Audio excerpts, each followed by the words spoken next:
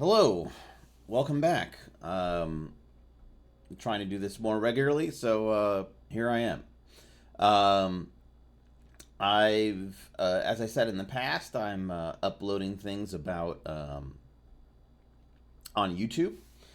Today, we're talking about predator types. We finished going through the paths in the Black Hand playing the Sabbat. Um, and I'm just updating the title of the stream. Um, there we go. Boom. So I can chat about predator types. I'm putting the link to the YouTube page in the chat.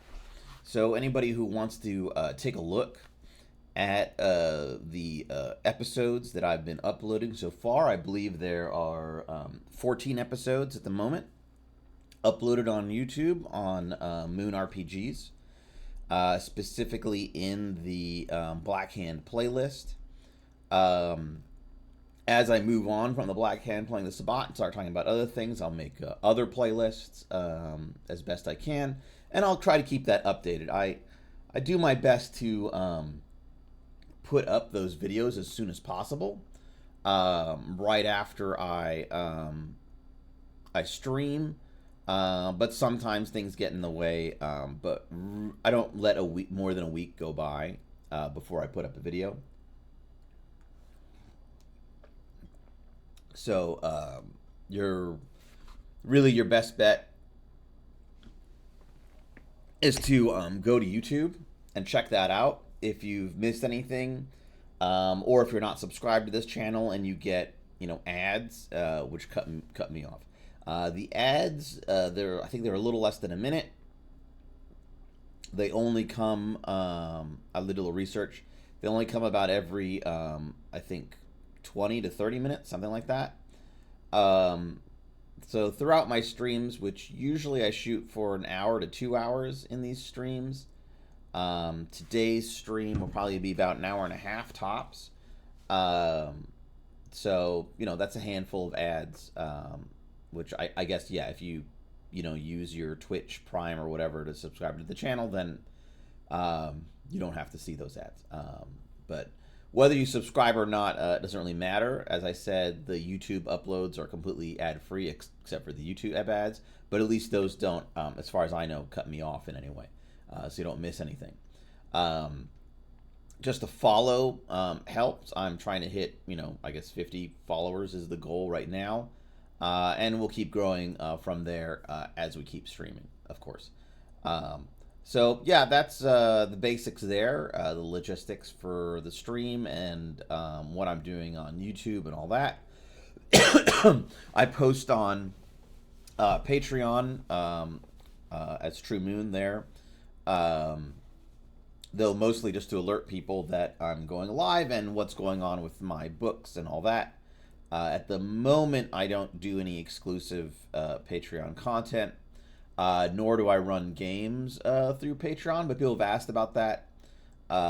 So I'm thinking about what exactly I can do with that page to make it, more interesting for subscribers, and perhaps delve into that more.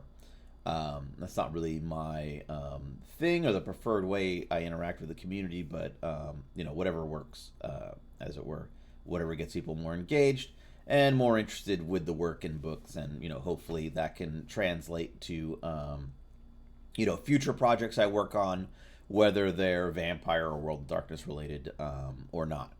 As I've said in the past, for the most part, the production schedule for World of Darkness and specifically vampire is pretty limited. So you really can't make a living if you just write vampire or World of Darkness books. Those kind of full-time positions are few and far between. I've certainly never had one, and I know very few people who have, especially from the creative side. So in any case, let's hope there's some interest and that we can continue doing this and chatting. As I said, you can go to my YouTube page. You can go to my Patreon and check that out. I could actually even put that link in here. And those are really the two places you can find me if you want, to see more about what I'm doing and, I guess my thoughts about things. As I've said, the Black Hand playing the Sabbat, last I checked, it was in the, top 10 somehow still. I'm sure it's gone down by now. Usually it kind of pops up there as, something, as the lines get stale. There's the link to the Storyteller's Vault. So you can go ahead and check that out. And the nice thing about that link is it shows you all the related Black Hand playing the Sabbat products there as well. As I said, today we're talking about predator types. And I'm happy just to jump in there. And, if anyone who has any questions or whatever or wants to say anything, feel free to jump in the chat. I try to be responsive to the chat. Obviously, that's the only reason to do these things live and not, and instead of just recording them for YouTube, really.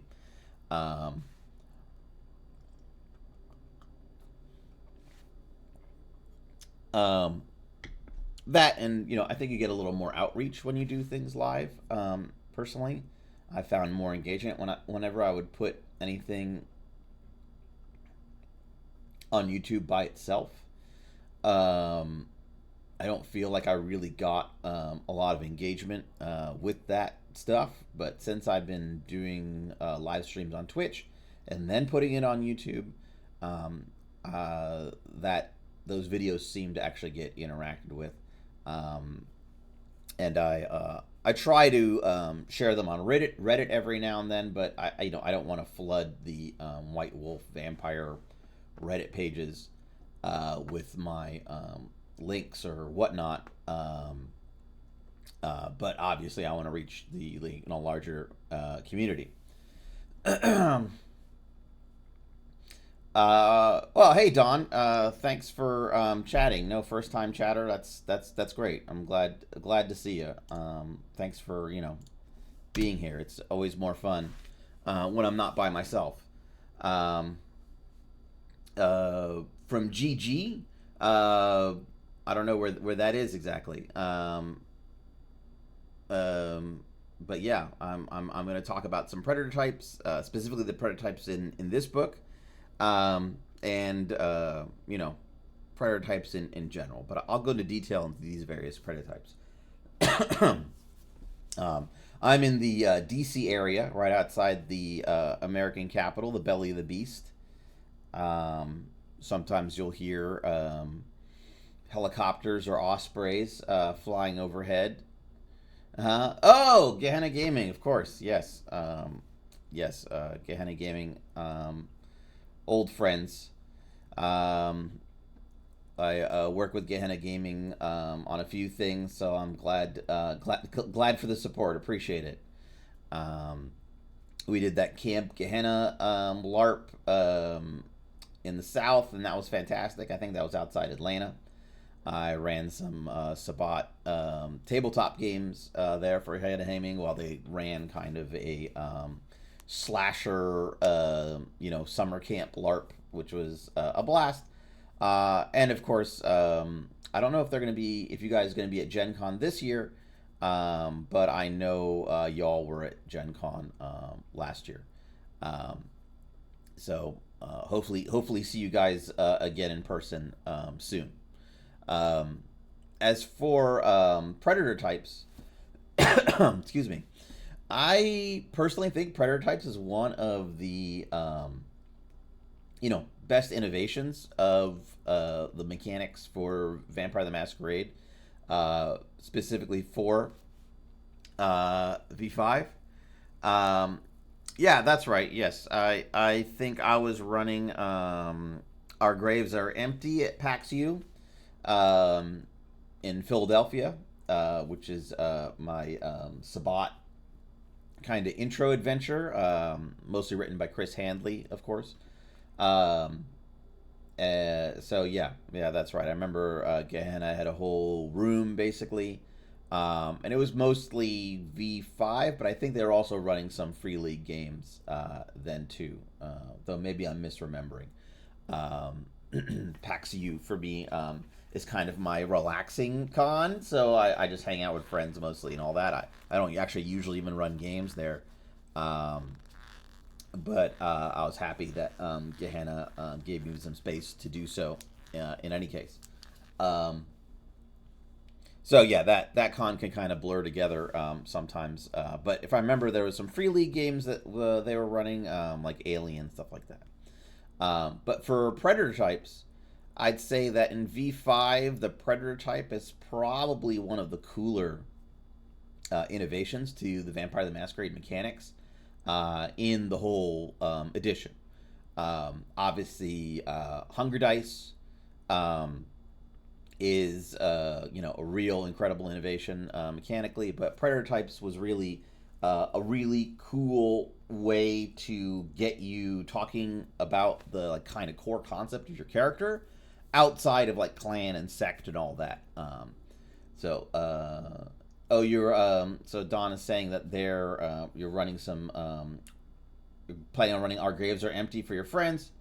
Um, and yeah, I'm happy to answer any questions about predator types. Either here, if they have questions, shoot them at me, and I'll get to them as I go through the predator types. So yeah, feel free to type them up and send them at me, and I'll answer them as best I can. And I won't answer them during an ad or anything. So you'll actually get to hear me live. So as far as predator types are concerned, the real thing about it is that in Vampire the Masquerade, there was kind of this concept of character creation where you'd think about your character, alive, and then how they became a vampire, and what they do as a vampire now, and all that. And in some editions, that kind of concept was part of the character creation process. I remember this was detailed in the original Storyteller's Handbook, which has several essays about playing vampire and creating characters and all that. And the softcover Storyteller's Handbook, which I definitely recommend over the hardcover Storyteller's Handbook, which is a bit preachy in my opinion. But which is famous for like a screed of you're playing it wrong, which is kind of hilarious. That an official book would kind of would waste time on that. But that's kind of a regular thing in some RPGs. That like you're playing it wrong, you're doing it wrong. Kind of I guess patronizing of players. Patronizing of players. There is actually a V5 book where a little of that has slipped in, unfortunately. But as far as I've seen, nobody's really latched onto it. So I'm glad that kind of slipped under the radar. It was basically just like a page in there about like you're using words wrong, which I thought was just silly.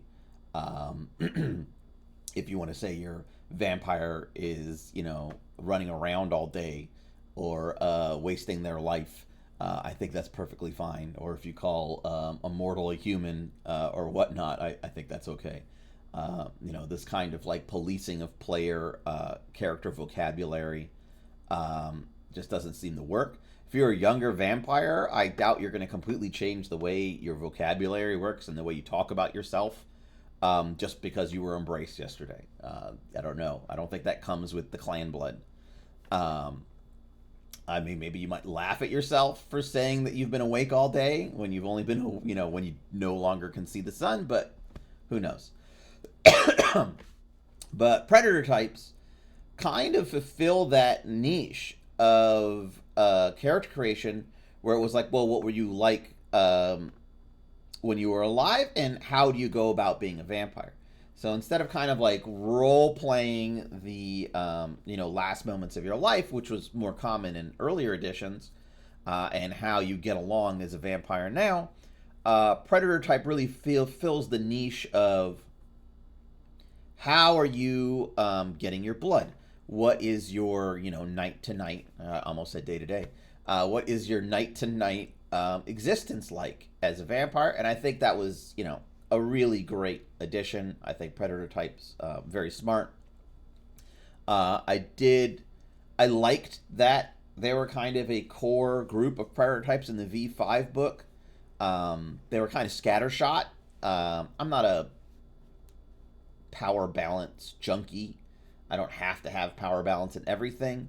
But I feel if you present characters with choices which are just way more optimal than others, they are going to group in those categories, and stuff that you've written that is interesting is going to fall by the wayside.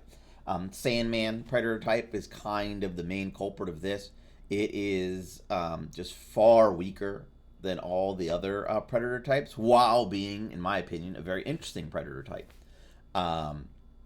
So we did try to address that a little bit in the official Vampires Player's Guide. So I love predator types. I think they're fantastic. Your question, John, is, so one of my players is playing a coyote, he's a reclaimer. Curious about the combo of Methuselah's Thirst and Sweet Tooth, since they both talk about only being able to go to Hunger Zero from certain things. If you have both, does it just mean that one not only needs to feed from supernaturals to go below zero, but also other vampires? Well, I would have to read the specific wording of Methuselah's Thirst, but the main thing with Reclaimer and the Sweet Tooth flaw is that you can only go to zero through Diablerie. So it's not just drinking the blood of a vampire. It is Diablerie. So I would say that the Sweet Tooth flaw basically supersedes Methuselah's First in that regard, in the going to zero regard. So not only do you suffer the penalties of Methuselah's Thirst, but if you actually want to go to zero hunger, then it has to be Diablerie. You can't just drink vampire blood. You can't just, kill a vampire while feeding on them. You actually have to succeed in the Diablerie for your hunger to go to zero. Well, I guess succeed is, that can be a bit loose. But I would say you have to basically, they have to die from a Diablerie attempt. Whether it's a successful Diablerie or not, that's up to the dice, I guess, on some level. But the zero happens once, the Diablerie is enacted and the blood is, slurped.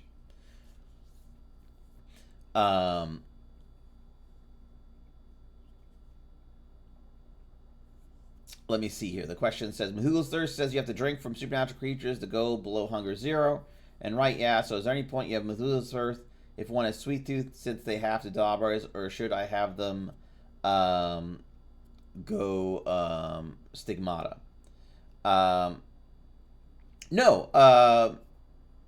So I can actually look up Methuselah's Thirst here in my vampires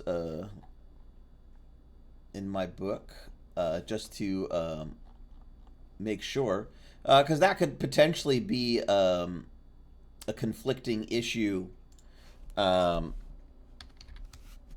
overall. Okay, here, I guess I can't actually do that. Because Methuselah's Thirst is one of the potential flaws that you can take with that Predator's type.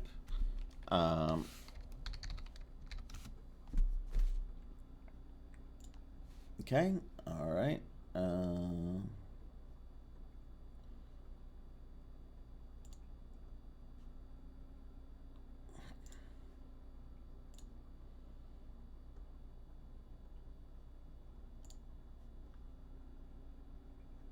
No. All right. Unfortunately, so Methuselah's Thirst is one of those flaws that unfortunately is cross edition. So I actually have to find the V5 version of Methuselah's Thirst here. So looking it up. All right, here we go.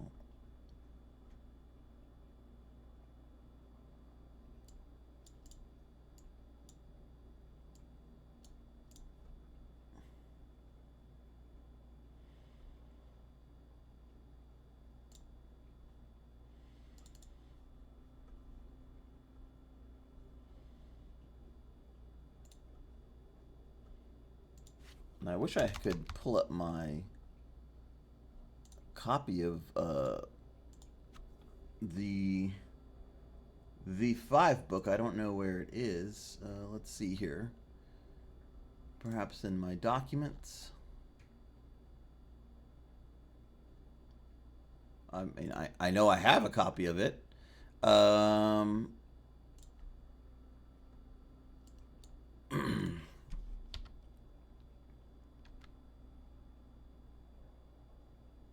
There we go.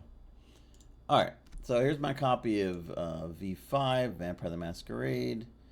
Merits and flaws. It is a feeding flaw, if I remember correctly here. Methuselah's thirst. Your hunger can only be fully slaked by the blood of supernatural creatures. Otherwise, it constantly remains at a minimum of 1 or higher, depending upon blood potency. Okay. All right. So, there we go. So, yeah, for Methuselah's thirst, really what that's about, if they take Methuselah's thirst as a flaw while having a Reclaimer, that is really only going to impact them if they have higher blood potencies, and Reclaimers tend to have higher blood potencies. I believe they start with a 2, and it's very easy for them to start with a 3. So their ability to basically lower their minimum blood potency below, 2 or whatever, will require supernatural blood. So yeah, in some ways, that flaw isn't that impactful as a Reclaimer. It was more about the fact that they hunger for supernatural blood over all other blood. So mechanically, it's actually not as impactful if they're a Reclaimer. And I would say that Sweet Tooth, which is the 2-point flaw, basically supersedes Methuselah's thirst when it comes to getting to 0. So I think they could take it anyway, and it is one of the flaws that you have a choice of taking when you're a Reclaimer. But its impact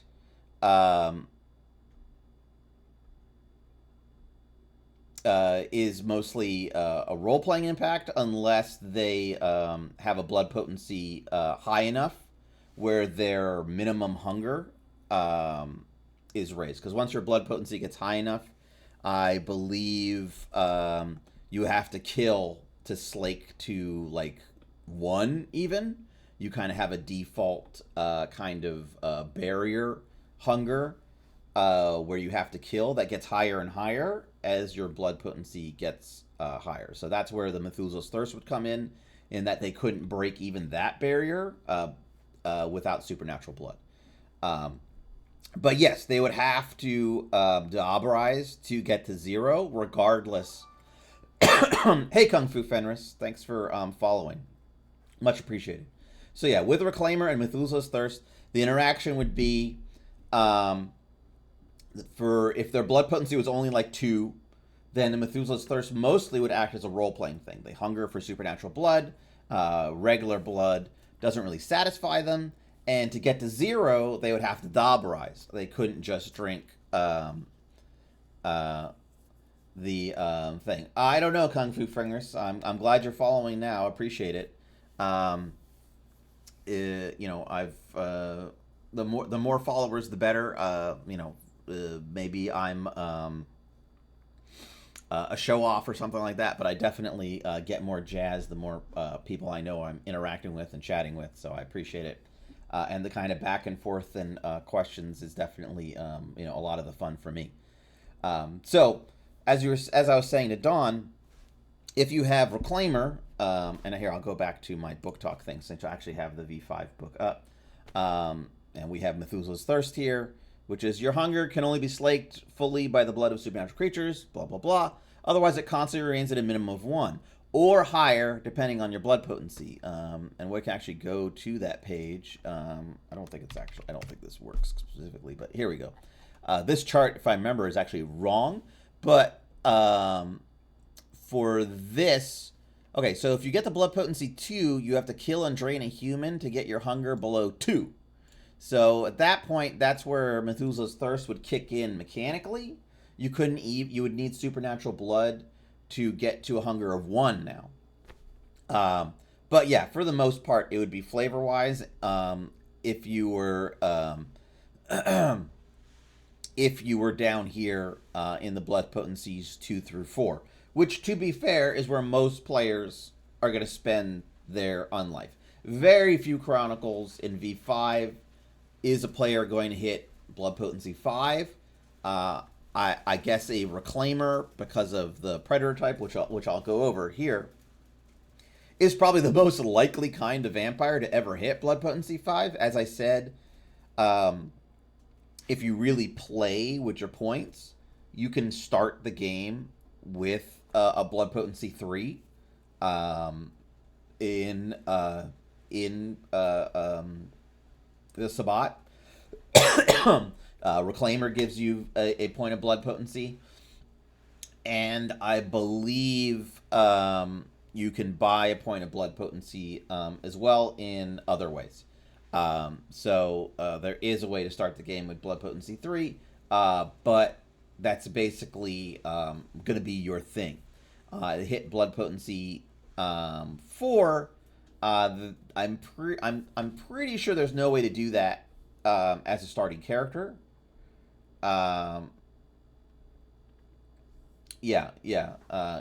Correct, Don. At higher BP is when they would really be impacted by it mechanically. Otherwise, the Sweet Tooth is basically mechanically going to supersede Methuselah's Thirst. But roleplay wise, I would say would be the more important thing until they hit blood potency 5. Roleplay wise, they're going to be hungering for supernatural blood. If they're presented with, when they meet other supernatural creatures, that's probably going to be the first thing on their mind is what their blood tastes like, which can be a dangerous way of thinking when meeting, werewolves or mages. It is a lot of BP for a starting character, Fenris.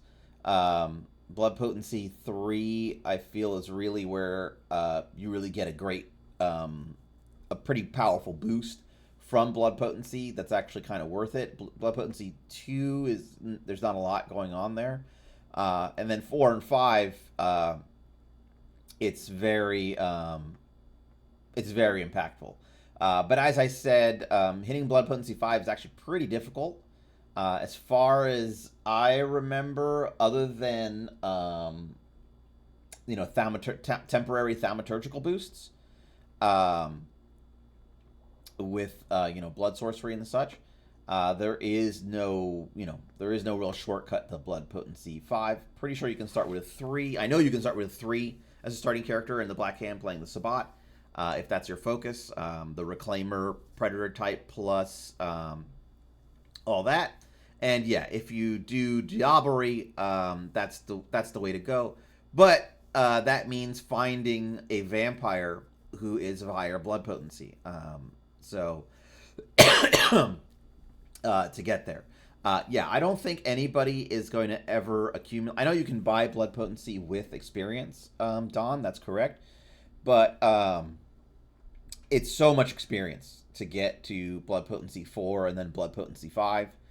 Even if you're lucky enough to auberize to BP 4, which is possible. I'd say if you're hunting like Camarilla officers, or you're part of a cryptic pack that's literally digging up ancients and the such, then hitting BP 4 probably not that difficult. I'd say that'd be a pretty interesting reward for a story arc. Not a whole chronicle, but definitely a story arc. And then hitting BP 5, you're probably going to have to Dauberize. Even if you're using very generous experience rewards, buying that 5th dot of blood potency is incredibly expensive.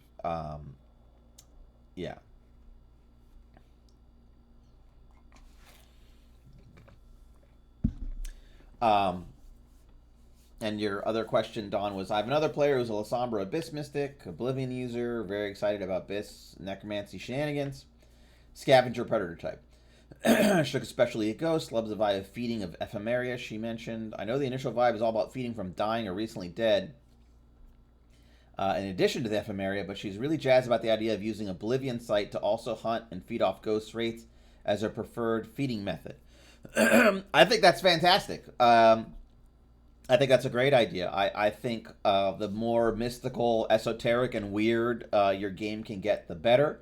A vampire who loves to feed off of ghosts is, you know, very cool. Excuse me.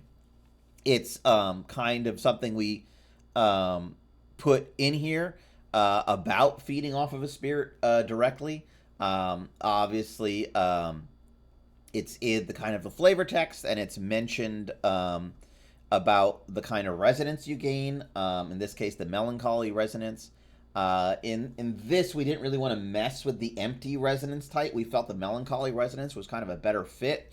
And for the most part in my games, even if I do allow Oblivion, well, it's not about allowing Oblivion. If a player wants to use Oblivion, I let them use it, even though it's not a preferred power of mine. I've talked about it a million times, my issues with Oblivion mechanically and thematically. But if a player likes the power and wants to use it, that's fine. And I usually go with melancholy instead of empty. As the kind of resonance for Oblivion, and that's one of the reasons Scavenger basically talks about the melancholy resonance. It also makes more sense for spirits and dead things, and it's kind of a boost, because usually it's usually no resonance, and I don't mean empty. I mean usually corpses, spirits, that kind of thing, animals don't give you any resonance at all. So getting a resonance off of something that doesn't usually give a resonance is a little bit of a boost, and actually makes it easier for this predator type, which is almost never getting resonances, to get at least one kind of resonance. Which, with path advantages and the such, getting a resonance can be pretty useful. Though Sabbat priests can also share their resonance with Raite. So, yeah, letting that character basically kind of focus on that is really the right way to go. Also, it's cool and interesting. And, sometimes they're going to have to slum it, because they're not always, because ghost spirits are not the most common thing. Even with a character with a Oblivion sight, I mean, hunting down spirits and ghosts, and especially once you start feeding off of them, they may become even more uncommon. Oh, good. We got an Oblivion tracker. All right. Yeah, I'm happy for it. I'm happy for an Oblivion tracker. Oblivion mentioned. So the first predator type in the Black Hand playing the Sabbat is Scavenger, which was just mentioned here. So Scavenger, and I think a lot of people will notice this wasn't really the intent. I think it kind of just goes to show that the predator types in the V5 core book really went for kind of vampiric archetypes. They really tried to boil them down to archetypes. So the intent for the Black Hand playing the Sabbat wasn't to make like Sabbat versions of the core book predator types. But a lot of these predator types do have correlations to the standard predator types. They're not one-for-one mixes, but I will say that definitely you can see where you're going thematically with each predator type, and why the V5 core book predator types have a similar, though less gritty or Sabbat grim dark vibe. Yeah. So, if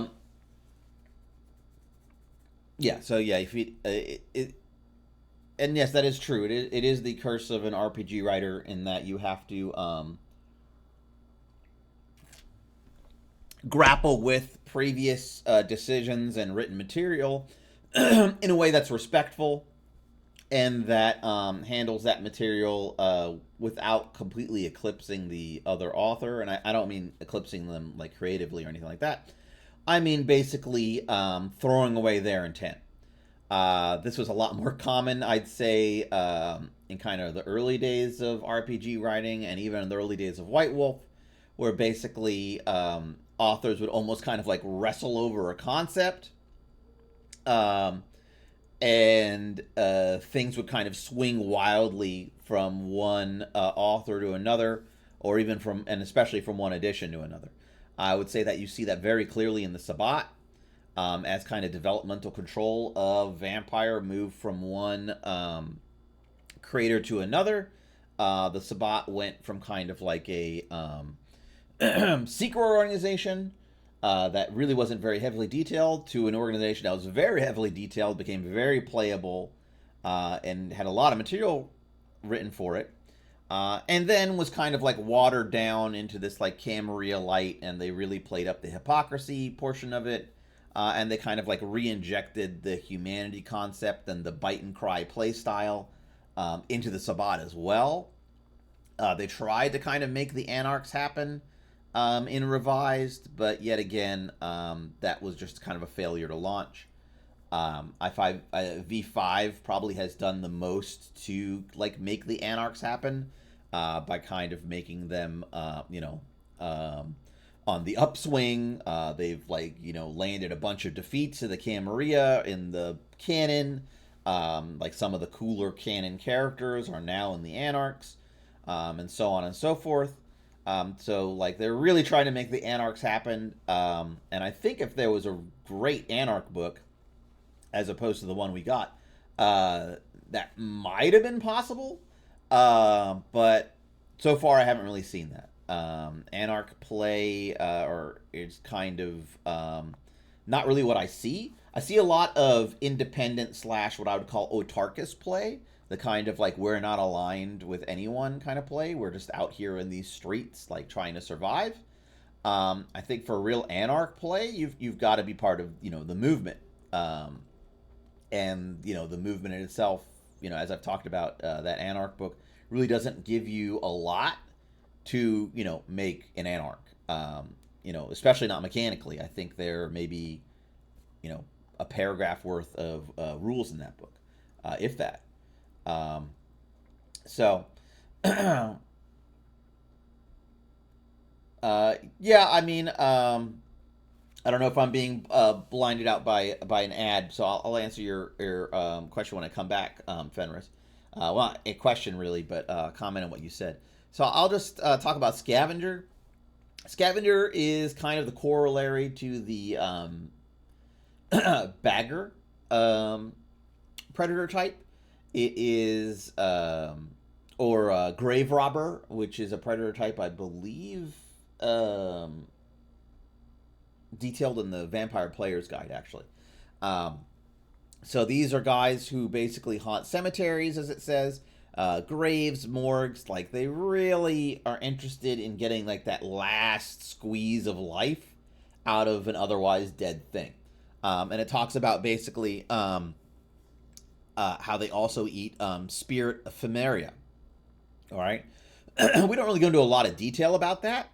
But we basically want to give the idea that these vampires are capable of feeding off of ghosts and spirits. And how you want to incorporate that into your game, that's really up to you.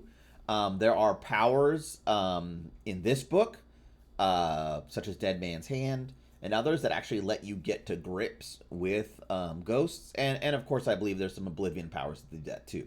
So there is ways to eat ghosts kind of already baked into the rules. But we made this part of the predator type. So it's just assumed that these guys have some kind of way to eat the weaker ghosts and spirits, and get like a little bit of, juice out of them, quell their hunger. They're not so much getting blood, but they're quelling their hunger, which is the important thing. And I think that's an important distinction in V5, in that we don't really talk about blood points or getting blood. We talk about squashing hunger, right? So things that can squash your hunger don't necessarily need to be things that get you blood, right?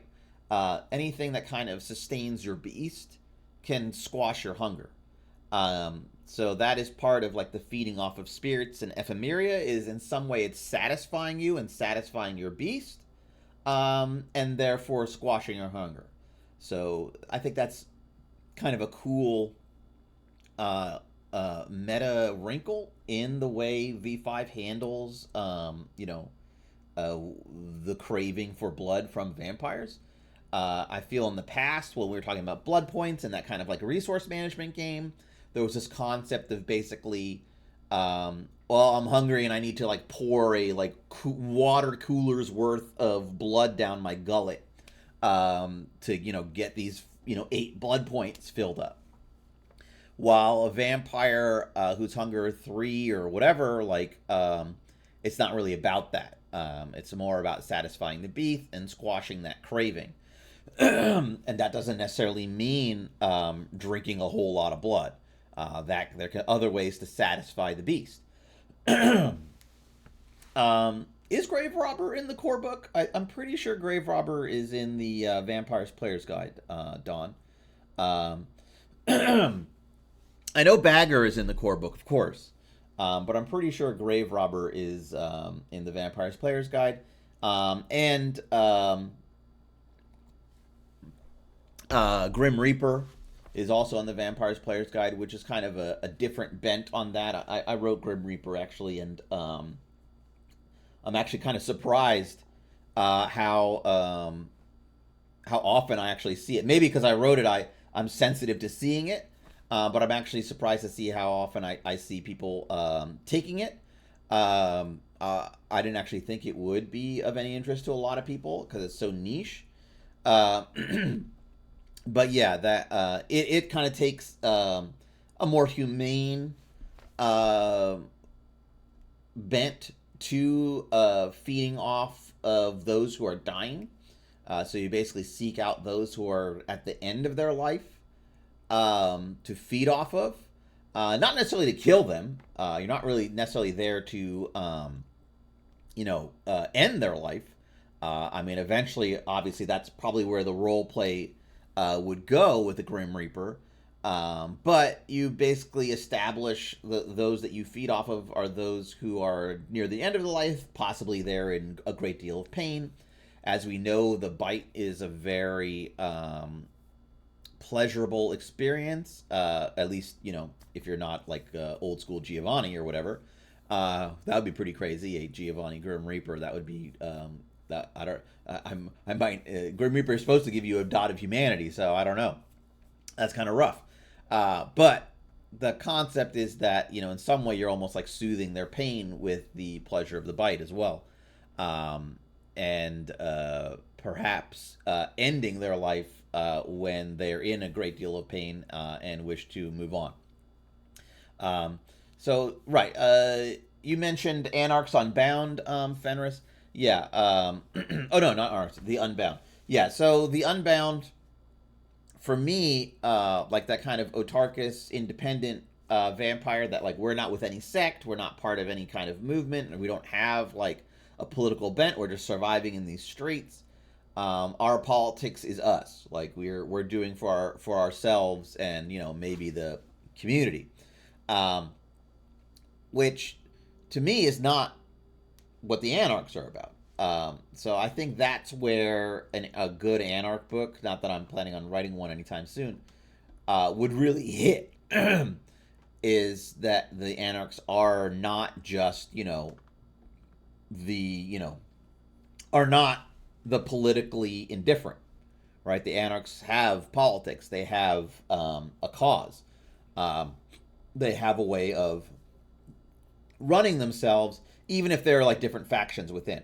And that's really where I think they need, because unlike the Camarilla, which I'm sorry to say, a lot of what we think of when it comes to the Camarilla, and one of the reasons I'm writing the Ivory Tower playing the Camarilla, is that V5 really asks players to lean on their knowledge of previous editions when it comes to the Camarilla. Because the core Camarilla book does not give you a lot to work with. Yes, Ivory Tower mentioned. I'll mention it all the time, of course. To work with when designing a Camarilla focused game. It does give you a bit to work with if you were using the Camarilla as antagonists, almost. But not a lot as a Camarilla game. It really doesn't kind of go over the social hierarchy and the various positions and uh, all that. I think it has like a list of Justicars. It strangely has, actually, maybe that's in the Anarch book. There's a yeah, I think it's actually in the Anarch book, which is strange. The Conspiramid, which is a Black Knight's agents kind of flowchart of how opposing forces counteract you. It was kind of weird to see that. I believe slipped in the back of the Anarch book about how the Camarilla like fights the Anarchs, and that's a direct port from Night's Black's agents, when like how the vampires counter your hunters, which is kind of crazy. Yeah, I'm hyped about the Ivory Tower book as well. As I've of course said a million times, Frozen Shoulder mention. My Frozen Shoulder really kind of threw that off the rails, and the team that I had assembled to write that book, they have a life of their own and other projects and work. So trying to get them kind of back together to put that book together has been a challenge since my Frozen Shoulder basically kind of made writing almost impossible for like a year, which sucks, but it is what it is. So I've been doing my best to put it together myself and see what time I can get out of them for bits and pieces. Excuse me. Yeah, and Dawn, you had another question. Well, here, let me finish up Scavenger, and then I'll answer your question, Dawn. So the Scavenger type, as I said, it's similar to Bagger, maybe closer to Grave Robber. And the main thing we'll see in these Predator types is almost all of them kind of have a kicker, because they all give more discipline points than the kind of like standard V5 core book Predator types. As you can see, Scavenger gives you 1 dot of Oblivion and a dot of Fortitude or Potence. And of course, that's a callback to the old school Sabbat Player's Guide, where Sabbat got 4 discipline dots instead of 3. And in exchange, they basically lost all their background dots. They like threw away all their connections to humanity and focused on their vampire powers. These Predator types do that. And on top of that, all these Predator types have kind of a kicker that limit your ability to slake your hunger to 0. So in this case, the Scavengers get Bad Taste, which is the flaw at the bottom there, which is only draining a freshly exhumed corpse sets hunger to 0. So they have to like literally dig up a corpse to get the hunger 0. It's pretty, limiting. They have to kind of go out of their way. But I do believe this is a pretty powerful Predator type.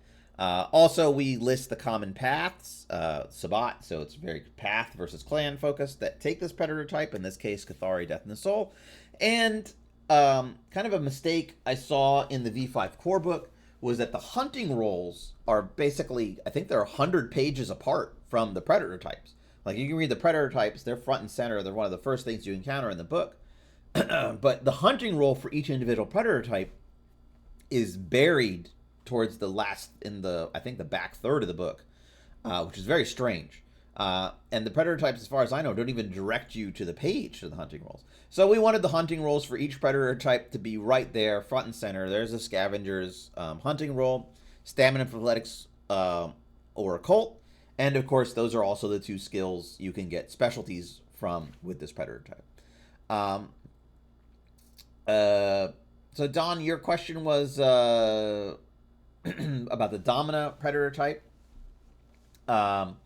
which is a Nosferatu player who's thinking of going with like a hag type vibe, where her version of Domina is like helping impart wisdom or favors in the like to mortals in exchange for their willing submission and letting her feed. That still fits the vibe, right? Yeah, well, I've talked about power exchange in my other videos, mostly having to do with power in the inner voice, and the path of Lilith. This kind of a BDSM concept. And I would say that the Domina, and I'll skip forward, that's okay.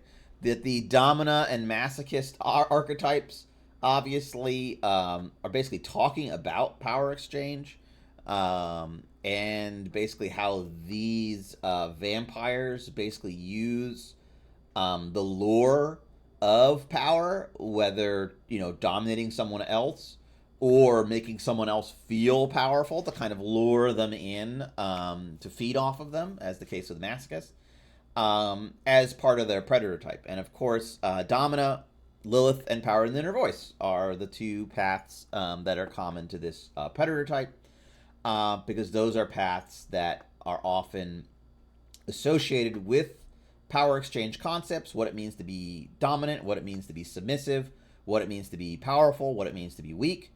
And the idea that pain can be transformative, can like break you through to someplace else, either psychologically or spiritually, or pain can kind of make a lesson permanent. That a painful lesson is a lesson you'll never forget. So I think Domina does work with, like, I mean, depends what you mean by like hag type, but like kind of a witchy, powerful, like feminine character. Though obviously hag also kind of connotes that they are scary or ugly. So oh, I see, the wisdom and favors, right? So I think Domina works very well with that. Actually, Absolver, another predator type, would also kind of work with that. Like Domina is very much about that, about the more power aspect of it, and dealing with mortals like as servants. Um, so I think that works very well. It also has one of my favorite kind of kicker flaws, Death Wish, which is only draining a willing mortal can set your hunger to 0. So that's kind of difficult for a Sabbat vampire. It might be one of the harder ones to get, I'd say. It's a reason it's a 2-point flaw. While a lot of these like only set hunger to 0 if flaws are 1 point usually, like Methuselah's Thirst. So basically convincing a mortal or to die, or finding a mortal who wishes to die to get to 0, that can be difficult. The word willing is doing a lot of heavy lifting here, obviously. And that's going to have to be part of your part of the role play. So I would say that is probably, I find it very interesting, but it's also something that a player who takes this kind of predator type should be aware of, because obviously that could be difficult for some players and for some tables when you're playing around with the Death Wish concept, because that can very easily introduce, I guess what you would call suicidal NPCs into the game. And if your table is not comfortable with that concept, then basically the meaning of willing here might have to get adapted in a way that works for your table. Because I know that is a theme or element that not every table and not every player is going to be comfortable with. And that people should be aware of that when they look at the Death Wish flaw, for sure. And yeah, I think Domina works great for that kind of like, you do me a favor, I'll do you a favor, like you work for me on some execs, or I own you. That kind of vibe would kind of move into it more with Domina, obviously, because part of Domina obviously is about control. I did mention Absolver, and Absolver is more about kind of like the therapist who feeds on you, or the priest who feeds on you, someone who's like exploiting you or your needs, like your psychological needs, um, uh, and so on. Oh, actually noticed a typo. What do you know? So you know that's useful right there. I noticed that the absolver, the death wish flaw on absolver is only one dot when it should be two dots. So that's great. I can fix that at some point. I think that probably happened because I remember this image here actually caused me a lot of issues in its framing. So that's something I can fix maybe in another um, pass through, at least in the PDF. That would be great. Um, so Fenris mentioned that they actually are using stuff from the Ivory Tower preview in their game. That's great. I'm glad. The chess player salon. That's the Salon of Darshuf. Um, uh, so yeah, it's that is actually, yeah, we're playing a little bit with the salons.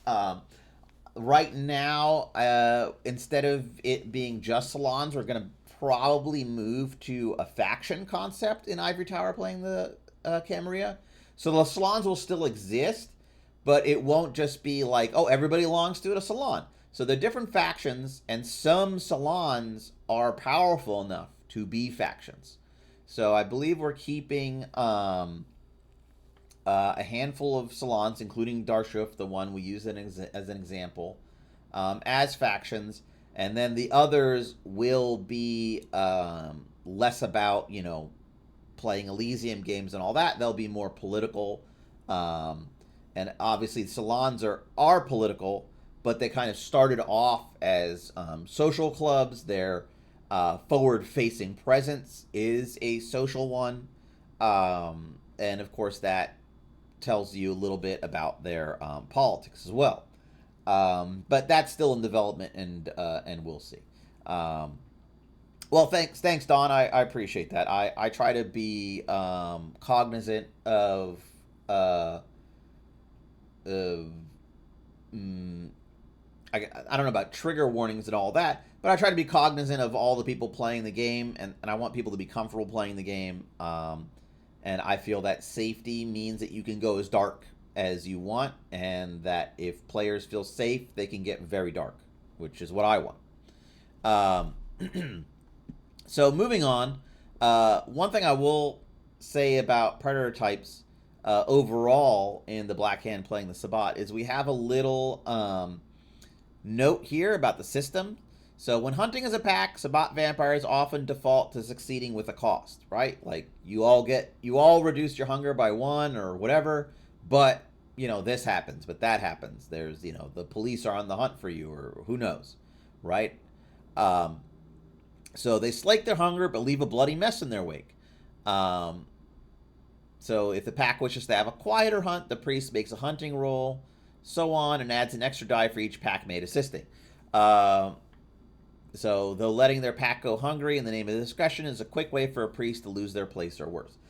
We often mention that about the role of the priest in a Sabbat game, because when writing this book, we really wanted the priest to be a player character. We didn't want it to be an NPC or narrator character. We wanted that to be part of the fun of the game, of who gets to be the priest, what does it mean to be the priest, is this guy doing a good job as the priest, do I have to replace this gal as the priest. So I wanted priests to basically be something interesting for you to play, and to basically wrap the pack around. So a lot of the stuff we talk about when we're talking about systems and mechanics, we will often insert what the priest's role is in this situation. So that can be part of the fun, part of the game. So in the hunting rules, we mention the priest. In the character creation rules, we talk about priests, specifically in Chronicle Tenants. We talk about how you're going to want your chronicle tenants to basically be a reflection of um, the themes and goals you want to accomplish in the play of the game. The Sabbat like mores and philosophies you want to highlight. The path mores and philosophies you want to highlight. And that's a lot to juggle in a table that might have 5, 6 players, let's say, and it's possible each player might be in a different path. Might they're probably going to be a different clan, that kind of thing. So we insert the priests. We said they should kind of be an adjudicator of the player with the players to come together with the chronicle tenants. Obviously, the storyteller has a say in the chronicle tenants. In many ways, they're the final judge, as with everything. The storyteller has to be the final judge, but that doesn't mean that it's their way or the highway. And so we wanted the priest to really take on the role as the mediator between the players and the storyteller, even as early as the chronicle tenants. And yet again, with predator types, and we talk about the priest's role in backgrounds. So when the pack is buying backgrounds, or for the pack type they are, the priest really has a role in deciding, how big is our herd going to be and all that. Maybe not deciding, but adjudicating, right? Like if there's this guy is endangering us because he's bringing all these mortals to the pack haven, right? He's got a herd 5, and he's constantly like bringing them into the pack haven, maybe locking them up in cages and all that. Maybe some of the people he's bringing are like well known around town. Like he grabs a famous DJ from the nightclub and throws them in a dog cage to eat later. And so the pack is concerned. They're like, this guy is putting us in danger because they're getting a lot of mortal heat from his massive herd. And it's to be up to the priest to kind of decide whether your mortal ties have kind of gone too far and you need to be put in your place for the benefit of the pack. And also so the pack doesn't get in trouble with the Sabbat as a whole. You don't want your pack to become known as, human lovers or whatever. Um, to kind of jump in there, Fenris and Don. Yeah, the Ductist and Priest dynamic. Ductist is kind of the label for pack leader that was created, I believe, and revised. In the original 2E Sabbat, I believe it was just pack leader and priest, and they had differing status traits. Basically, the kind of sect Sabbat status trait determined if you were a priest or not, and then there was a specific status trait that was just called pack status, which was basically status that was internal to the pack only and not to the Sabbat, and that helped kind of determine who the pack leader was. Well, the Ductist and pack priest dynamic, I understand on some level, because you basically have like a war leader, you have a secular leader, you got the guy who's like what I guess you would call the COO, the chief operating officer. This is really the person who's in charge of the day-to-day. They're constantly making kind of executive decisions about what they're going to do about the haven and feeding and war and how they're going to interact with other with the mortal issues and all that. And then the priest was kind of like your hotline to the hierarchy. Like it was the priest who was going to talk to the bishop and the archbishop. And when you had issues with other packs, it was the priest who was going to talk to the other pack's priest to smooth things over. And when you had theological issues, it was the priest who was going to handle that, not the pack leader. So the priest had this kind of almost like chaplain, advisor, to make a Star Trek reference, kind of almost a Bones or Spock role, while the pack leader was kind of was the Kirk. He was the guy who was like, okay, it's time to beat some ass, let's go, and he was going to give orders, and the leader was in charge.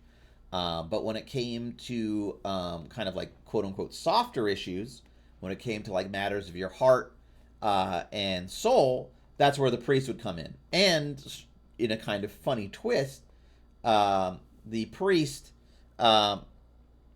would be the one who's really interacting with the hierarchy of the Sabbat, because the hierarchy of the Sabbat was kind of theological in its bent, obviously. Like bishop, archbishop, cardinal, these were kind of positions that you would get to by being a priest, more than being a pack leader usually, but not always.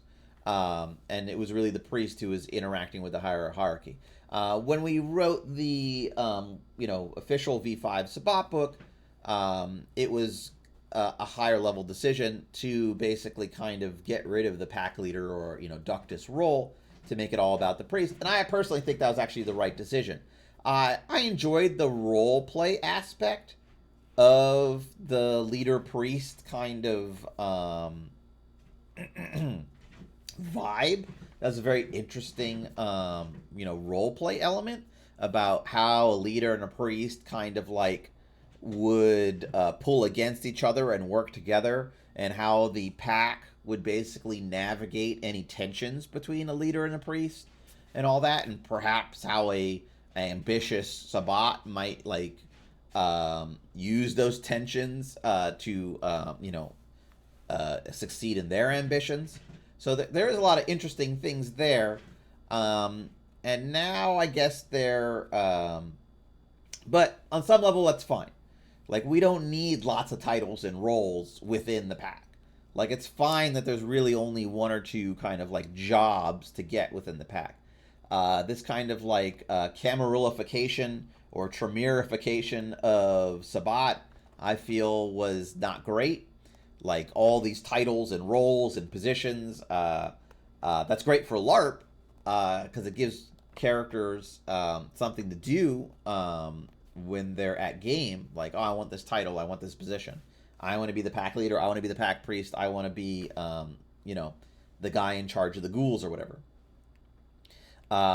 So I get it, but it was kind of, when we made the Sabbat book, the official one, that was more the outside facing in, we decided, well, the priest would really be the most important thing. We're not really going to get into the pack leader concept. We're going to kind of remove that, because that's not really something that's going to make them useful from an outside-in perspective. I maintain that the leader, I don't even think maybe that role is mentioned in the book once or twice, but I can actually think it is, because I felt the kind of nature of the Sabbat now as this fractured sect that was less into kind of enforcing rigid hierarchies as they were in their like hypocrisy phase in Revised, and more into like surviving and reaching their ultimate objectives, defeating the Antediluvians. Let's see. I think I thought. How do you feel about some people putting Ductus back in? But also played one with just the priest. Running Our Graves has Pussfinger. Just leave it as written. And yeah, Fenris, you make the point about jockeying for position and a way to be an individual. Right, so we actually do mention that there are roles in a pack beyond priest in the Black Hand playing the Sabbat. They're not formal roles, and sometimes they're kind of like punishments. Some of those are mentioned in the individual pack types. Some of them are mentioned in the background section, where we talk about how different backgrounds work within the Sabbat. How some packs basically have a guy who's like the ghoul kennel wrangler, or the guy who's in charge of the herd and therefore is like the food guy.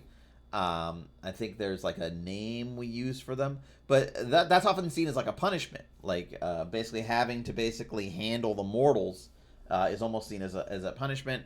Nobody really wants to be that guy, because you're constantly having to deal with mortals and you can't really like do your own thing. And it's not just like your mortals, they're kind of like the pack's mortals. So you can't usually use them to empower yourself, though of course some unscrupulous less theologically minded Sabbat might do so. They might use their control of the herd to basically undermine the priest and take over. That's possible. Hunger is a very powerful thing, and if you like bribe certain members with special individuals, like, oh, I found this guy whose blood is fantastic, blah blah blah, perhaps you can sway them to support you when you make a move for the priest's position, and all that. Like, that kind of thing can still happen in the Sabbat, that kind of political intrigue. Obviously, the Vaulderie makes it a little more difficult, but it's not unheard of. As far as putting the Ductus or pack leader back in, I think that's fine. That could definitely work, especially with like a larger pack. One of the things we kind of detail here is that like a lot of Sabbat pack, that some Sabbat packs can grow to large sizes. You can have packs which are like 15, 20 members or whatever. But that there's usually like a kernel, there's like a core group of like 3 to 5 Sabbat. And I'm not even talking about like true Sabbat versus false Sabbat distinctions and shovelheads. But there's like a kind of a core group of 3 to 5 Sabbat vampires who have basically been in the pack the longest, are really the kind of heart and soul of the pack. This is kind of a dynamic we play with in Our Graves Are Empty as well, where kind of the player characters are the like ancillary shovelhead characters, and then these 3 NPCs are kind of like the core of the pack. And it kind of shows how a Sabbat pack can be very big and can, take a lot of damage, lose a lot of people, but as long as those the majority of those core members stay intact, the pack as a unit basically stays alive. It keeps its identity and its goals and missions intact, because it's kind of armored by these peripheral ancillary members who may be shovelheads or just younger vampires usually, but not always. And in Our Graves Are Empty, your PCs are initially thought of as disposable, but as your characters grow and gain power and prove themselves to the like central NPCs of the pack, kind of a relationship develops. Their links with those NPCs like strengthen, bonds form. We kind of have little kind of like set piece things in Our Graves Are Empty that are there really to kind of not necessarily humanize, but so to give you role playing opportunities to connect with Pussfinger, to connect with Blackjack, and with Skinner, of course, who's kind of the most like humane, the like Zemisi Mama Bear character of them, so that the end of the adventure is more of a gut punch. Of course, that's always that's always the point of forming emotional connections with NPCs, of course. So I won't spoil it, but yeah, the end of the adventure is a bit of a gut punch. But that's unless you're very good or very lucky. So like there's nothing is written in stone. But it is how it is. So I don't think there's any problem with like putting the pack leader in, with putting the Ductus in, back in to kind of recreate that power dynamic between the priest and the leader. Though with the Sabbat as a whole, that pack leader's power he's not going to get a lot from other Sabbat. Like really his power is going to be probably constrained within the pack. And to be honest, like it's probably a dynamic that's going to occur naturally.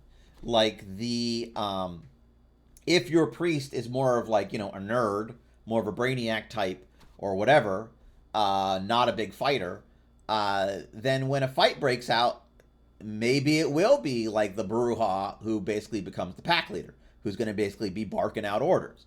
Like maybe it is going to be the Baruha who like picks up a car, or who like whips out the bring it on presence power so they like tank all the shots, who's going to be telling everybody else what to do in that moment of the fight.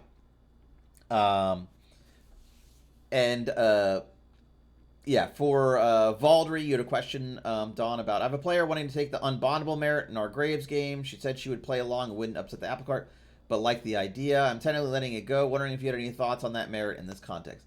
I think the Unbondable merit, it's very expensive in the core book for a reason. I tinkered with the idea of making it even more expensive here. I would say that if you take the Unbondable merit in the Sabbat, and that's not known by your pack mates or the Sabbat as a whole, um, basically what I would say is that if you take the Unbondable merit, if that's not known by your pack as a whole, you should really take the Dark Secret merit as well, because that's something you're hiding from them. And it's dangerous. Basically, we write about it in here, and I think we even mentioned it specifically, that those who are unbondable are paradoxically not trustworthy, basically, because the Vaulderie doesn't touch them. So you'd think the Sabbat would appreciate those who can't be blood bond, because that means that no elder vampire can hold sway over them in some ways.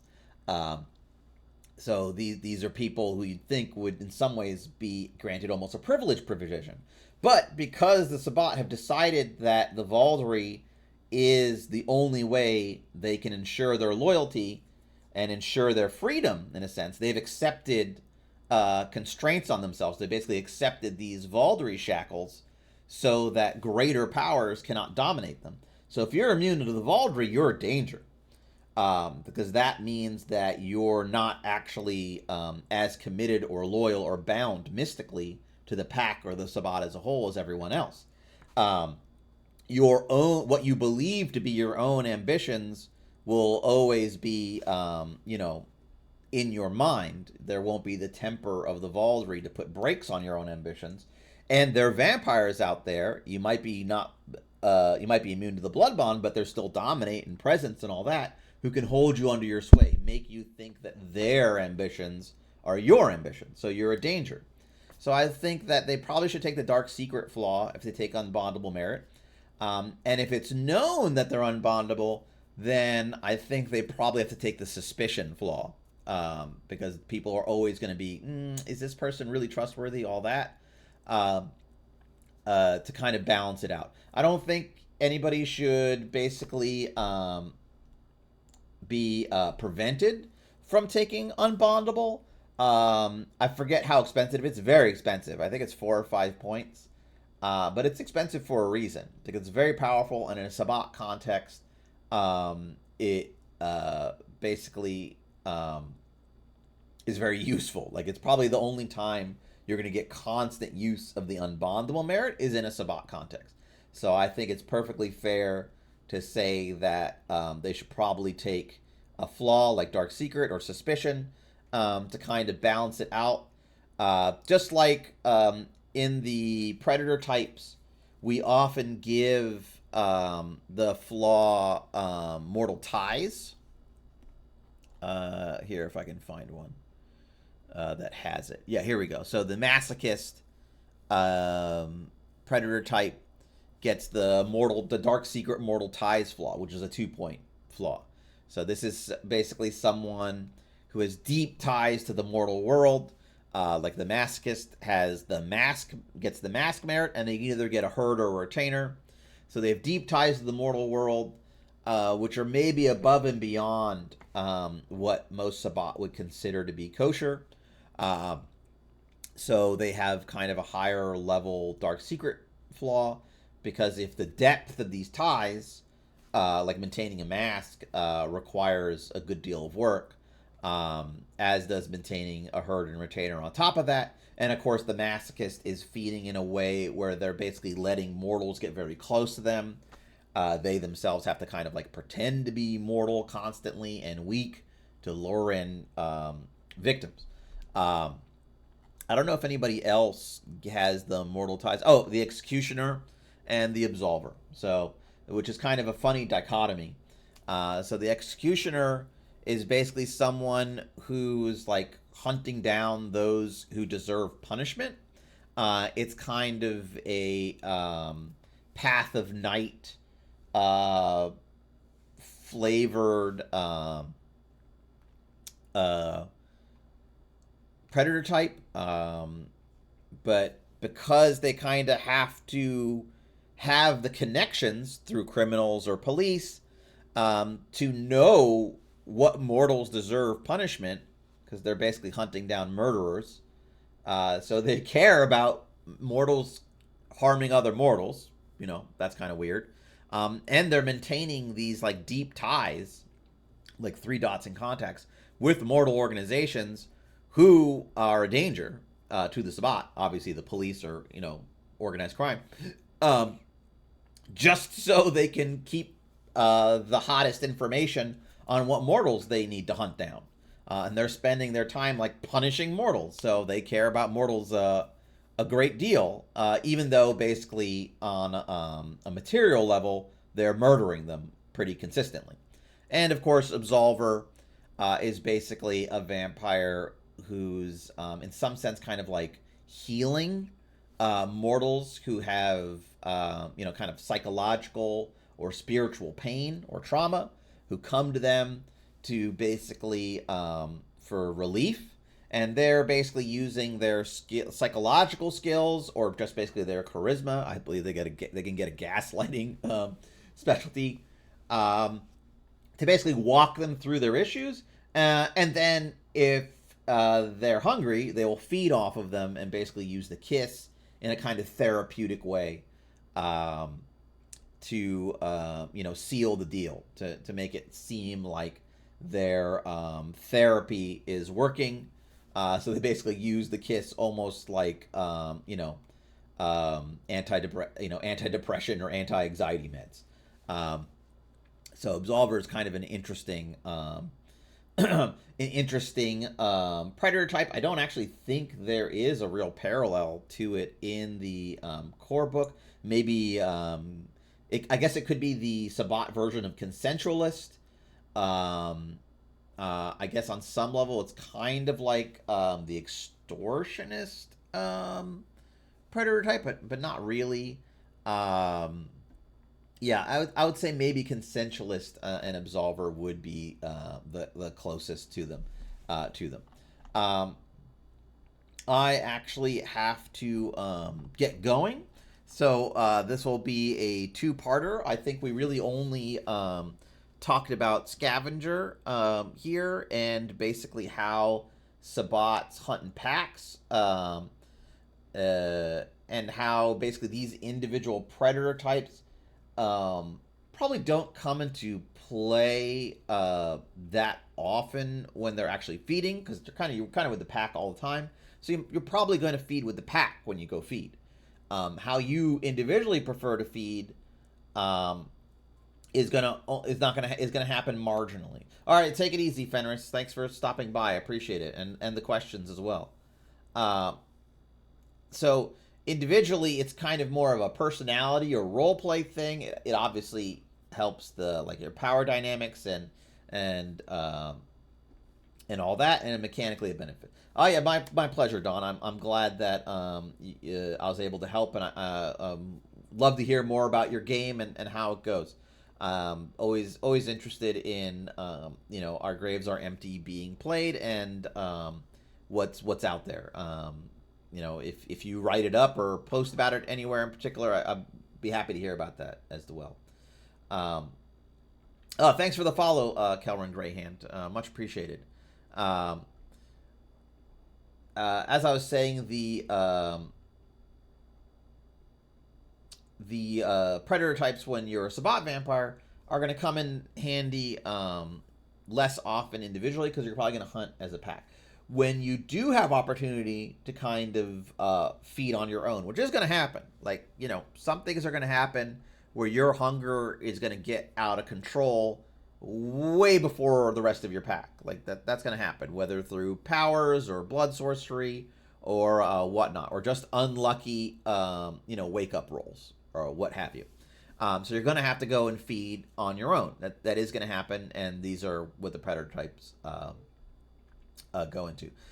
Since I'm ending the stream, I won't start on Reclaimer, but I'll basically say that Reclaimer is very much obviously there's a predator type in the the main book, I believe Blood Leech is what it is, which is all about, drinking from other vampires and supernatural creatures and whatnot. And I'll dive in the Reclaimer, and there's my alarm, and basically talk about what it's all about next time. And I'll try to make it through more predator types in the second one, but we had a lot of interesting questions to get through. I appreciate it, and I'll see you all next time. Please, follow, subscribe, do whatever. Catch me on my YouTube channel. I put the links out there, and I hope you check it out. All right. Have a great day, and praise Cain.